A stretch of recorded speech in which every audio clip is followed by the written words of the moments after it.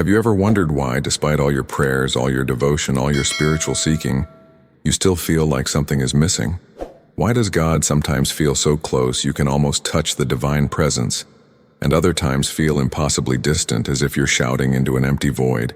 What if I told you that everything you've been taught about your relationship with God might be built on the most subtle, yet most devastating illusion humanity has ever believed?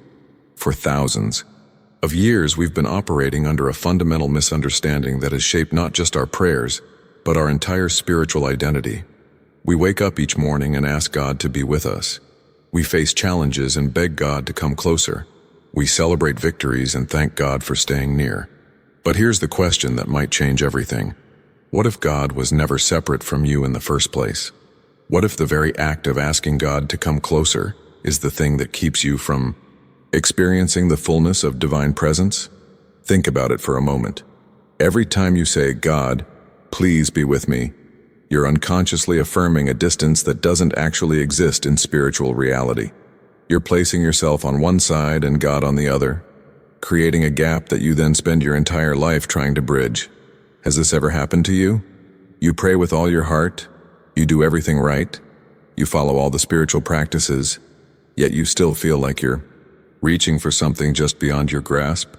But before we begin diving deeper into this profound truth, please hit the like button and let me know where in the world you're watching from today. It's always fascinating seeing who's joining us from around the world. And if you haven't already, make sure to hit that subscribe button and turn on the notification bell so you don't miss any of our future videos. Now, here's where everything shifts. What you're about to discover might surprise you, and it might even feel uncomfortable at first because it challenges the very foundation of how you've been taught to relate to the divine. The truth is that God is not merely accompanying your journey through life. God is not a companion walking beside you, ready to help when you call out. Stay with me until the end because this understanding will transform not just your prayer life, but your entire experience of existence. The presence you've been seeking outside yourself, the divine force you've been trying to attract, the sacred power you've been hoping will finally notice you and respond to your desperate pleas. That presence is not separate from you. It's not waiting somewhere in the heavens for you to get it right. It's not judging your worthiness or measuring your spiritual progress. What if I told you that the very consciousness by which you're aware of these words right now, the intelligence that's processing this information, the life force that's beating your heart as you watch, that is the presence you've been calling God? This isn't poetry. This isn't metaphor. This is the literal truth that mystics throughout history have tried to reveal, but which religious systems have obscured beneath layers of doctrine, ritual, and the persistent belief in separation. And once you truly understand this, once you recognize what's really happening beneath the surface of your spiritual seeking, now, I want to go even deeper into this truth, because what I'm about to share with you has been perhaps the most misunderstood teaching in all of spiritual history. When Jesus stood before the people and declared that the kingdom of God is within you, he wasn't being poetic. He wasn't using beautiful language to inspire hope about some distant paradise. He was revealing something so radical, so transformative, that it has the power to completely reshape your entire understanding of existence. The kingdom he spoke of isn't a destination you reach after you die. It isn't a reward for good behavior or spiritual achievement. It's not something you earn through years of meditation or countless hours of prayer. The kingdom is here, right now, not as some abstract concept floating in the spiritual atmosphere, but as the very essence of who you are in this exact moment. The fullness of God, the wholeness of divine presence, the infinite intelligence that created galaxies and orchestrates the dance of atoms, all of this is expressing itself as the consciousness you call I. This is the hidden truth that changes everything. Most people spend their entire lives on a journey to find something they've never actually lost. They search for God in temples, in scriptures, in rituals, believing that somewhere out there, if they just do enough, believe enough, sacrifice enough, they'll finally touch the divine. But the Master was telling us something completely different. Yet here's where the tragic reversal happened. Somewhere along the way, religious institutions took this immediate, present moment reality and pushed it into the future. They made the kingdom a distant heaven, accessible only after death, granted only to those who followed the right rules. They transformed Jesus' revelation of present oneness into a system of future rewards and punishments. Think about the impact of this reversal on your own life. How many times have you prayed as if God were somewhere else, listening from a distance? How many decisions have you made based on the belief that you're separate from the source of wisdom and guidance? How many moments of anxiety have you endured because you felt cut off from divine support? But when Jesus said, "The Father and I are one," he wasn't claiming a special relationship that only he could have. He was revealing the universal truth of every human being. The divine nature isn't something that belongs exclusively to prophets and saints. It's the root of every life, including yours. The only difference between you and someone who lives in constant peace, who moves through challenges with unshakable confidence, who seems to have access to infinite creativity and wisdom, the only difference is awareness. They've removed the veil of separation in their own consciousness. They've stopped believing in the illusion of distance between themselves and the source of all life. They've awakened to what was always true. If this resonated with you, I invite you to subscribe to this channel. What we're building here is a community of people who are committed to waking up to their true nature, and I'd love for you to be part of that journey with us. This isn't about becoming something you're not. This is about recognizing what you've always been. And once this recognition begins to dawn in your awareness, even just a little bit, everything starts to shift. Your prayers change. Your relationships transform. Your approach to challenges becomes completely different because you're no longer operating from the mindset of a separated being trying to reach God. You're beginning to live from the consciousness that God is the very life expressing through you right now. If this is resonating with you, write in the comments, "I'm ready to see this truth." Let me show you what happens when this shift truly begins to take root in your consciousness. Every person on a genuine spiritual path eventually reaches a critical crossroads, a moment when the old way of thinking simply doesn't work anymore. You've prayed enough, studied enough, meditated enough to know that something fundamental needs to change. This is the threshold between duality and oneness. And crossing it isn't about accepting a new belief system or memorizing spiritual concepts. It's a profound transformation in how you perceive reality itself. For your entire life, you've operated from what we might call duality consciousness. This is the mindset that sees two separate things, you over here and God over there. You as the imperfect human and God as the perfect divine. You as the seeker and God as the sought. This perception feels so natural, so obvious, that questioning it seems almost absurd. Yet this is precisely the illusion that generates every ounce of suffering you've ever experienced. Think about your deepest fears, your most persistent anxieties, your moments of crushing doubt. Trace them back to their source, and you'll find the same root belief. I am separate. I am alone. I am cut off from the source of life, love, and, wisdom.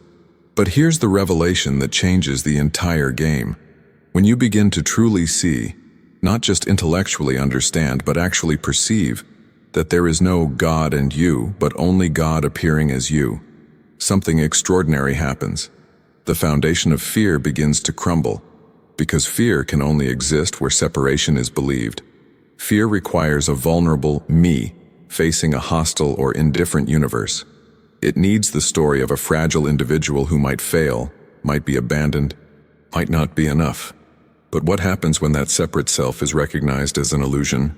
What happens when you realize that the life you're living isn't your personal, isolated existence struggling to survive, but is actually a divine expression unfolding through individual form? Suddenly the ground shifts beneath your feet. You're not a mortal being desperately borrowing breath from infinity, hoping you can hold on long enough to figure things out. You're not a personality constructed from past experiences and future fears, frantically seeking validation from a distant God. The very breath moving through your lungs right now is the movement of God. The intelligence reading these words, processing this information, making connections and insights. This is the divine mind expressing as your individual consciousness. This isn't metaphor. This is the actual mechanics of existence. When this recognition dawns, even partially, even just for moments at a time, you experience something that religious teachings have pointed to for millennia but few have actually tasted. The structure of fear collapses because there's no separate self left to be afraid. Anxiety loses its grip because the one who was anxious is seen as a phantom, a mistaken identity. The constant need for external validation dissolves because you're no longer a separate entity seeking approval from something outside yourself. Instead, you begin to move through life from a completely different foundation. Your decisions come from a deeper place. Your responses to challenges carry a different quality. The impact you have on others shifts because you're no longer interacting from a defended, contracted position of separation. This is what the mystics throughout history have been trying to tell us, often in veiled language because the truth is so contrary to our conditioned thinking. Behind the scenes of every spiritual tradition, beneath the rituals and doctrines, this same revelation has been waiting.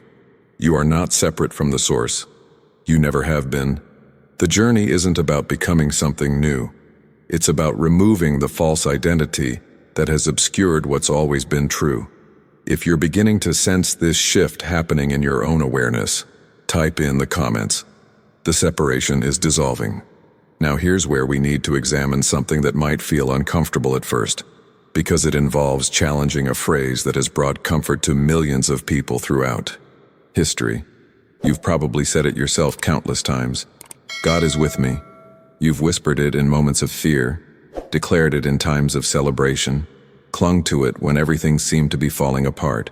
And there's nothing wrong with seeking comfort in those words. But I want to reveal something that goes much deeper, something that will actually give you far more than comfort. It will give you unshakable peace. The phrase, God is with me, despite its good intentions, still carries within it the seed of the very separation we've been talking about. Listen carefully to the structure of that statement. When you say God is with me, you're inherently affirming two separate entities. There's God over there, and there's me over here. And sometimes God comes close, and sometimes God moves away. This creates a relationship based on proximity, on distance, on God's willingness to show up in your life. And what does that lead to? It creates an exhausting cycle where you're constantly trying to maintain God's presence, constantly worried about losing divine favor, constantly questioning whether you're worthy enough for God to stay near. Think about the impact this has on your daily experience. When things are going well, you feel blessed, convinced that God is close. But when challenges arise, when prayers seem unanswered, when life doesn't unfold the way you hoped, doubt creeps in. You start wondering if God has stepped back, if you've done something wrong, if you need to pray harder or be better to attract divine attention again. This isn't peace. This is spiritual anxiety disguised as faith. It's a belief system that keeps you trapped in the role of the supplicant, forever begging, forever hoping, forever trying to convince a distant God to come closer and help you. But there's a completely different approach to prayer, one that represents true spiritual maturity. Instead of supplication, the act of begging for what you don't have, there's recognition, the quiet realization that everything you've been asking for has already been given. This isn't positive thinking or wishful imagination. This is understanding the actual mechanics of divine reality. When you pray from supplication, you're operating from the mindset of lack. You're affirming that something is missing, something is broken, something needs to be added to your life from the outside. You're positioning yourself as incomplete, waiting for God to make you whole. Recognition works from an entirely different foundation. It doesn't beg because it knows there's nothing missing. It doesn't reach outward because it understands that fullness is already present within. It doesn't try to change God's mind or convince God to act because it sees that the divine nature is already expressing itself perfectly as your life right now. This is the hidden truth that transforms prayer from an act of desperation into an act of awareness. You're not asking God to give you peace. You're recognizing that peace is the nature of the divine presence that is your true identity. You're not begging for guidance. You're acknowledging that divine intelligence is the very mind by which you think. The journey from supplication to recognition is one of the most profound transformations you can experience. It changes not just how you pray, but how you live. Your entire relationship with existence shifts from one of lack and longing to one of fullness and gratitude. The decisions you make come from a place of inner knowing rather than outer desperation. And here's what's truly remarkable. When you stop begging for what you think you need and start recognizing what's already present, life begins to unfold with a grace and ease that supplication could never produce. If you're feeling the shift in your own spiritual practice, write in the comments, "I'm learning to recognize, not beg." Let me paint a picture of what actually happens in your day-to-day life when this shift from separation to oneness begins to take hold. Because this isn't just abstract spiritual philosophy, this is about real, tangible transformation that touches every corner of your existence. And what I'm about to describe might sound almost too good to be true, but I promise you, this is the natural result when consciousness awakens to its true nature. First, you'll notice that fear begins to lose its grip on you, not all at once, not through willpower or positive affirmations, but organically, like ice melting in warm sunlight. Fear has always required a story, the story of a vulnerable, separate me facing an uncertain world alone. But when you start to recognize that you're not a fragile individual struggling through life, but rather the expression of infinite presence itself, that story loses its power. The foundation fear was built on simply isn't there anymore.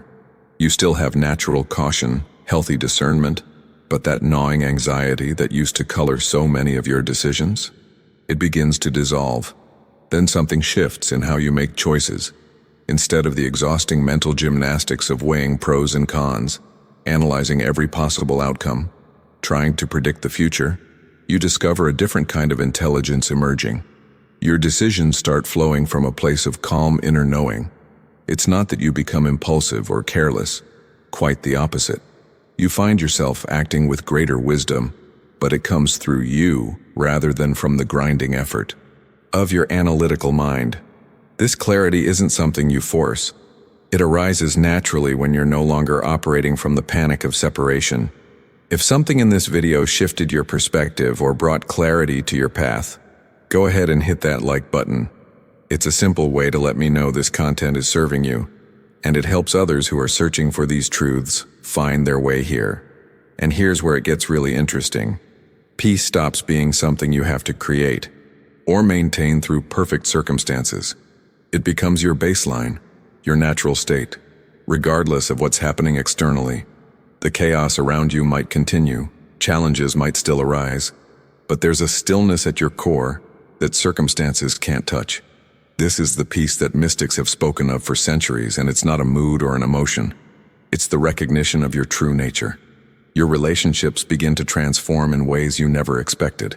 When you stop seeing yourself as a separate, defended personality, you naturally stop projecting that same separation onto others. You start to glimpse the divine presence behind the human masks everyone wears. This doesn't make you naive or permissive, but it fundamentally changes the quality of your interactions. Judgment softens, compassion flows more naturally. The impact you have on people shifts because you're no longer meeting them from a place of lack and need. Even your experience of supply changes. When you recognize yourself not as a limited individual trying to acquire resources in a world of scarcity, but as the expression of infinite source itself, abundance begins to manifest in unexpected ways. Opportunities appear, solutions emerge, resources flow, not through magical thinking, but through the simple principle that consciousness creates experience. Now, you might be wondering how to actually cultivate this awareness, how to move from understanding these concepts intellectually to living them experientially. And this brings us to something most people completely misunderstand about spiritual practice. The highest form of meditation isn't about doing more, trying harder, or achieving some special state. It's actually about undoing, the quiet release of mental effort, the surrender of the belief that you need to make something happen. True meditation isn't found in techniques or mantras or visualizations. Though these can be helpful starting points, it's discovered in the absence of all striving, all reaching, all attempt to get somewhere. When you sit quietly, not to achieve enlightenment, not to fix yourself, not to manifest desires, but simply to be, something remarkable happens. You become aware of a subtle, living presence at the core of your being. It's not dramatic, it's not flashy. It's known through a deep, wordless awareness that can't be captured in thoughts or concepts. If you're beginning to experience these shifts in your own life, drop in the comments. I feel this changing in me. What I'm about to share with you is the most practical application of everything we've been discussing, and it requires nothing from you except a willingness to pause. Because here's the beautiful truth that most spiritual seekers miss. You don't need to carve out an hour of meditation time in some perfectly quiet, sacred space to experience this oneness. You don't need to wait until conditions are ideal or until you've mastered some complex technique. The doorway to divine awareness is available to you right now, in the midst of your ordinary, messy, complicated life. The practice is almost absurdly simple, which is probably why so many people overlook it in favor of more elaborate spiritual methods. Throughout your day, between tasks and moments of uncertainty, before making a decision or speaking words that matter, you simply stop for 3 to 5 seconds. That's it. Just a brief pause. And in that pause, instead of filling it with more thoughts or plans or worries, you rest in a simple recognition. The presence expressing as this moment is divine. You don't have to feel anything special. You don't have to achieve some altered state. You're simply acknowledging what's already true. What happens when you start doing this is remarkable. These tiny moments of recognition begin to weave silence into the fabric of your day. They become like anchor points, touching down into a deeper reality beneath the surface chaos of life. And gradually, almost without you noticing when it happened, this silence becomes your atmosphere. It becomes the ground upon which all your thoughts and actions unfold. Your external life might look exactly the same to an observer, but internally, everything has shifted. You're moving through the world from a completely different foundation, and this is where the transformation becomes visible in how you actually live. When you're no longer operating from the belief that you're a separate person who must make things happen through sheer force of will, your entire approach to life changes. Your actions lose their strain. Think about how much effort you've been putting into everything, trying to force outcomes, pushing against resistance, grinding through tasks with clenched determination. All of that strain comes from the mindset that you're alone in this, that success depends entirely on your personal effort. But when you recognize that you're the expression of divine presence, that the same intelligence, organizing galaxies, is moving through you, effort transforms into flow. Your decisions lose their confusion because you're no longer trying to figure everything out from the limited perspective of your human mind. You're allowing wisdom to emerge from a deeper source. And here's what's so interesting about this. From the outside, you might appear to be making quick, decisive choices. But inside, there's no agonizing, no second-guessing, no paralysis. There's just clarity arising naturally when it's needed. The best metaphor for this comes from nature itself. Think about a branch on a tree. Does it struggle to produce fruit? Does it wake up every morning anxious about whether it's doing enough, working hard enough, trying hard enough? Of course not. The branch simply abides in the vine, and the life flowing through the vine naturally expresses as fruit. There's no strain, no anxiety, no desperate effort. The branch doesn't make the fruit happen. It allows the life within to express through it. This is exactly how you're meant to live. Not forcing, not controlling, not trying to manufacture spiritual results, but simply abiding in the recognition of what you are and allowing that divine life to express naturally through your thoughts, words, and actions. The impact of this shift on your daily experience is profound. Tasks that used to drain you become effortless. Challenges that used to trigger panic become opportunities for deeper trust. The journey that once felt like an uphill battle transforms into something more like sailing.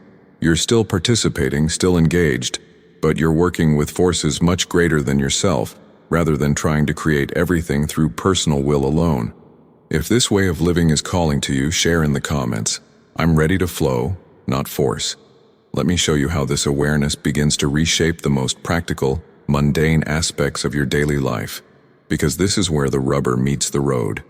You can have the most profound spiritual insights, but if they don't change how you show up at work, how you navigate your relationships, how you handle challenges and victories, then they remain abstract concepts rather than lived reality. Think about your work for a moment. In the past, you've probably approached problems and decisions with a mindset of, "What should I do?" followed by endless mental analysis, weighing options, consulting experts, trying to figure out the right answer through sheer cognitive effort. But when you're living from this deeper awareness, something shifts. Instead of that frantic mental churning, you find yourself listening inwardly, not to voices or supernatural guidance, but to a quiet knowing that emerges when you stop trying so hard. Solutions appear. The next step becomes obvious. You make decisions with a confidence that doesn't come from having all the answers, but from trusting the intelligence expressing through you. Your relationships undergo an even more profound transformation. For most of your life, you've been projecting your own fears, insecurities, and unmet needs onto the people around you. You see others through the lens of what they can give you, how they might hurt you, whether they're meeting your expectations. But when you recognize that the same divine presence at the core of your being is also at the core of theirs, everything softens. You start beholding the truth behind the masks people wear. This doesn't make you naive. You still have discernment, but you stop taking things so personally. You realize that when someone lashes out, they're operating from their own pain and confusion, not from the truth of who they are. The impact this has on how you interact with difficult people, challenging family dynamics, workplace conflicts, is nothing short of revolutionary. When challenges arise, and they will continue to arise because that's the nature of human experience, you have a completely different response. Instead of spiraling into fear or despair, instead of questioning why this is happening to you, you rest in the awareness that circumstances, no matter how intense, cannot alter your spiritual identity. The situation is what it is, and you deal with it practically. But it doesn't shake your foundation because your foundation isn't built on external conditions. It's built on the unchanging truth of what you are. Success becomes easier to navigate too. When good things happen, when achievements come, when life flows smoothly, you receive it all with genuine gratitude but without grasping. You don't cling to success as proof of your worth. You don't live in fear of losing it. You understand that success is simply one temporary form through which the divine presence is expressing, and you hold it lightly. And here's something that might surprise you. Failure loses its sting. When things don't work out, when you make mistakes, when you fall short of your own expectations, you recognize that failure belongs only to the human sense of self, not to your divine identity. This doesn't mean you become careless or irresponsible. It means you learn from mistakes without being crushed by them. You course correct without self-condemnation. What I'm describing isn't complicated spiritual gymnastics requiring years of training. This is actually the simplest way to live. All the complexity, all the strain, all the exhausting effort comes from trying to be something you're not. When you stop trying to manufacture holiness, when you cease striving to appear wise or good or spiritual, and instead recognize that everything God is already seeks expression through you, life becomes remarkably uncomplicated. Compassion flows naturally when you stop defending a false sense of self. Patience appears when you rest in inner peace rather than demanding that circumstances match your preferences. Love expresses itself spontaneously when you recognize your fundamental unity with all life. Jesus said something profound that most people misunderstand. Let your light shine. Notice he didn't say create your light, develop your light, or earn your light. He said let it shine. The light is already there. It's always been there. Your only task is to stop blocking it with the false identity of separation. If you're experiencing this simplicity beginning to emerge in your life, write in the comments. It's simpler than I thought. What I want you to understand is that this isn't a one-time realization that suddenly fixes everything forever. The spiritual path isn't about reaching some permanent state where you never forget. never doubt, never slip back into old patterns.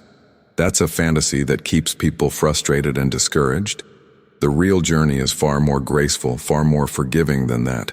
It's about developing a simple practice that becomes as natural as breathing, the practice of returning to recognition. Here's how it works in real life. You're moving through your day and suddenly fear grips you, or anxiety starts spiraling, or you feel that familiar sense of separation creeping back in, making you feel isolated and alone. This is completely normal. It's going to happen. But now you have a tool that changes everything. Instead of fighting the feeling, instead of condemning yourself for having it, instead of trying to force yourself into a better state, you simply return to recognition, not through affirmations repeated like mantras, not through mental gymnastics or willpower, just through quiet awareness. You pause and you remember, the life I'm living right now, in this very moment, is divine in its origin, its nature, and its expression. That's it. No drama, no spiritual performance, just a gentle return to what's true. And here's the beautiful thing. Each time you do this, something shifts. The veil of separation gets a little thinner. The light of awareness gets a little stronger. You're training your consciousness to default to truth, rather than to fear. You're creating new neural pathways, new patterns of perception, new ways of being in the world that align with reality, rather than with the illusion you've been taught. Before each significant activity during your day, you can practice this same simple pause. Before that important conversation, before making a decision, before responding to a challenge, before celebrating a victory, just for a moment, acknowledge, God is the presence of this moment. Not God will show up if I pray hard enough. Not God might help me if I'm worthy. But God is the presence right now, as this moment unfolds. This transforms your entire relationship with time, with events, with circumstances. You stop living in the future, anxiously trying to control outcomes. You stop dwelling in the past, rehashing mistakes. You become present, which is the only place the divine ever expresses. And please hear this, because it's crucial. This isn't about spiritual perfection. You're not trying to maintain some flawless state of awareness 24 hours a day. That's impossible and unnecessary. The spiritual life isn't a performance or a test you can fail. It's a path of awakening. And awakening happens through countless moments of forgetting and remembering. Each time you forget and then remember, you're not failing. You're practicing. You're strengthening the muscle of awareness. You're gradually shifting your default setting from separation to oneness. Behind the scenes of what looks like ordinary life, a profound transformation is taking place. Your consciousness is being rewired. Your perception is being clarified. Your identity is being revealed. Not created, not earned, but revealed. Because what you're awakening to has always been true. The kingdom of God has always been within you. The presence of God has always been the life you are. You have always been one with the infinite. This isn't a spiritual technique you're learning or a belief system you're adopting. This is the living truth of your being, waiting patiently beneath all your seeking, all your striving, all your confusion. The invitation isn't to become something new. It's to recognize what's always been here. And this recognition doesn't require perfect conditions or ideal circumstances. It's available to you right now, exactly as you are, exactly where you are. If you're committed to this practice of returning to recognition, type in the comments, I keep coming back to this truth. If you've made it this far with me, I want you to know that's not an accident. Something in you recognized the truth in these words, and that recognition itself is a sign of your awakening. This journey we've been on together through this video is just the beginning of a much deeper conversation I want to continue having with you. If you found value in what we explored today, if something shifted in your awareness, I'd be grateful if you'd subscribe to this channel. Because what we do here isn't just about consuming spiritual content. It's about walking this path together, returning to these truths again and again until they become the lens through which you see everything. Every video I create is designed to support your awakening, to remind you of what you already know deep down but sometimes forget in the noise of daily life. And I'd love to hear from you. If this message landed for you, if you feel like it was meant to find you today, drop a comment below and simply write, "This message was meant for me." I read every comment, and there's something powerful about declaring your recognition publicly. It solidifies the shift that's happening within you. If you feel moved to do so, leave a like on this video, not as a formality, but as a way of acknowledging the connection we've created here, the truth we've touched together. Your engagement helps this message reach others who are ready to hear it, who are searching for exactly what you just discovered. And here's the thing, we're not done. There's a video right here that takes this understanding even deeper, exploring how to live this truth in ways that might surprise you. Click on it and continue with me over there. Let's keep walking this path together. Keep thinning that veil. Keep remembering what we've always been. I'll see you in the next one.